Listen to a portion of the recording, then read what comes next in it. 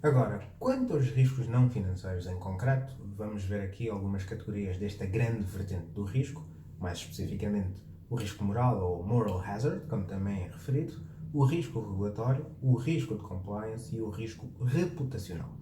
Mas lembremos, esta não é uma lista e nem uma abordagem exaustiva. Contudo, vamos a mesma procurar focar aqui nos riscos não financeiros que, pelo menos no que me parece, acabam por ter um maior destaque. Começando então pelo risco moral, este, na atividade bancária em particular, é normalmente percebido como a dificuldade com que se defronta quem concede crédito em controlar, fiscalizar ou monitorizar as atividades de quem recebe esse crédito, acrescendo, portanto, um fator de risco suplementar ao hipotético retorno do empréstimo concedido.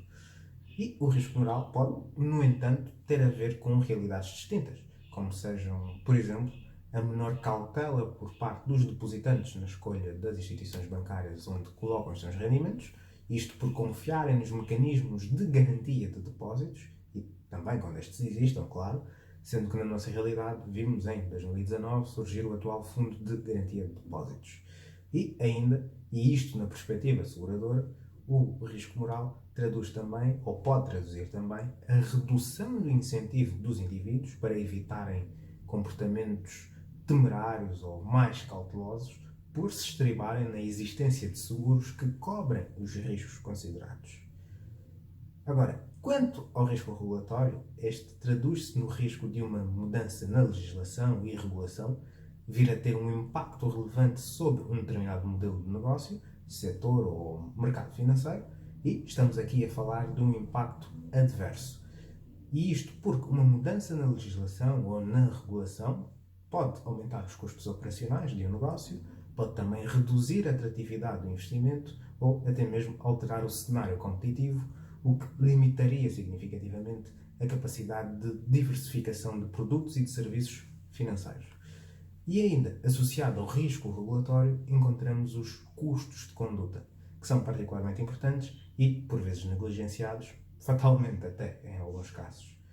E estes são quaisquer pagamentos feitos por uma instituição financeira na liquidação de decisões regulatórias, de litígios ou de multas. E os custos de conduta incluem os montantes destinados a cobrir estas despesas, bem como os custos de oportunidade diretamente atribuídos às ações tomadas ao abrigo da decisão legal ou regulamentar. Então, desta forma, os custos de conduta são o preço que as instituições financeiras pagam quando as autoridades reguladoras verificam a existência, da parte destas, de um comportamento contrário ao delineado pela lei e pela estrutura regulatória sob as quais estas instituições financeiras devem operar. E os custos de conduta, para os maiores bancos do mundo, por exemplo, tendem a exceder, de forma quase que rotineira, bilhões de dólares. Mas, mais ainda, os custos de conduta têm implicações para além das instituições financeiras que os pagam. Vejamos. O capital gasto em custos de conduta filtra através do negócio e afeta os empréstimos, ou seja, o crédito concedido, as poupanças, os retornos e todas as outras formas de atividade económica que fazem parte do modelo negocial das instituições financeiras. E, para além disto, os custos de conduta tendem a atrasar a correção do comportamento real de quem neles incorre, isto porque os casos podem ficar em tribunal durante anos a fio, e isto, claro, nos casos que forem a tribunal. No entanto, as autoridades reguladoras costumam divulgar os custos de conduta com o intuito de que esta medida incentive as instituições financeiras a reverem a sua conformidade interna e também para remover incentivos que possam conduzir ao incumprimento das medidas regulatórias vigentes. E, ainda, o tamanho e os diferentes modelos de negócios das instituições financeiras têm influência sobre os seus níveis de custos de conduta, sendo que quanto maior for uma instituição financeira e quanto mais áreas as suas operações de negócios atinjam, maior será a possibilidade de se verificarem mais e maiores custos de conduta.